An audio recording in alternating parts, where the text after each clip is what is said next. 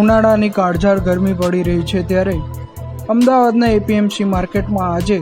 શાકભાજીની આવકમાં નોંધપાત્ર ઘટાડો થતાની સાથે તેના ભાવમાં વધારો જોવા મળ્યો છે, જેમાં આજે શાકભાજીના ભાવમાં 5 થી 10% વધારો નોંધાયો છે,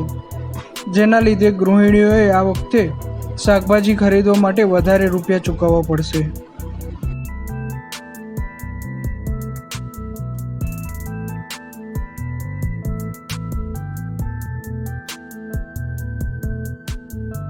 જો કે દિવસે ને દિવસે ગરમીનો પારો જેમ જેમ વધી રહ્યો છે તેમ તેમ શાકભાજીના ભાવમાં પણ ફેરફાર જોવા મળી રહ્યો છે, જેમાં આજે મોટાભાગના શાકભાજીના ભાવમાં વધારો જોવા મળ્યો છે, જેમાં રીંગણ, ફુલાવર, વાલોડ, ચોળી, તુવેર, દૂધી, વટાણા, ભીંડા, કાકડી, સૂકું લસણ વગેરેના ભાવમાં વધારો જોવા મળ્યો છે, પરંતુ ડુંગળી, કોબીજ, ટામેટા, મરચાં, લીંબુ, આદુ, ગુવાર, કોથમીર, ફુદીનો વગેરેના ભાવમાં 10 થી 15% ઘટાડો નોંધાયો છે।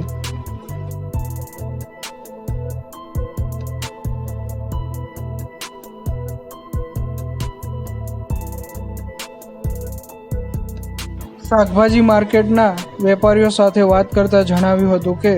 ગત અઠવાડિયાની સરખામણીમાં આજે રીંગણ, ફુલાવર, વાલોડ, ચોળી વગેરેના ભાવમાં 5 થી 10% વધારો નોંધાયો છે, જ્યારે અન્ય શાકભાજીના ભાવમાં 10 થી 15% ઘટાડો નોંધાયો છે। હજી જેમ જેમ ઉનાળાની ગરમી આકરી બનતી જશે તેમ તેમ અન્ય શાકભાજીના ભાવ પણ ઊંચકાવાની શક્યતા રહેલી છે।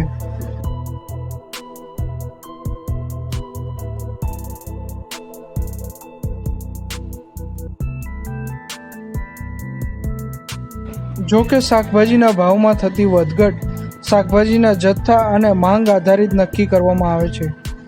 આ સાથે વાતાવરણમાં થતા ફેરફાર, સિંચાઈના પાણીની જરૂરિયાતો, શાકભાજીની ક્વોલિટી અને જથ્થો, આયાત નિકાસનો ખર્ચ, ટ્રાન્સપોર્ટેશન ચાર્જ તેમજ અન્ય વધારાના ખર્ચને આધારે શાકભાજીના ભાવ નક્કી કરવામાં આવે છે।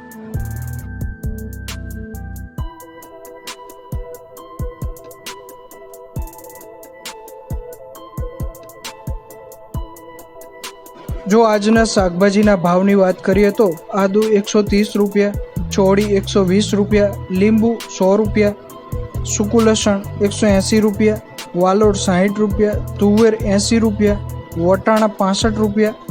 ગુવાર 80 રૂપિયા, રતાળુ 60 રૂપિયા અને સુરણ 70 રૂપિયા પ્રતિ કિલો ભાવ નોંધાયો છે।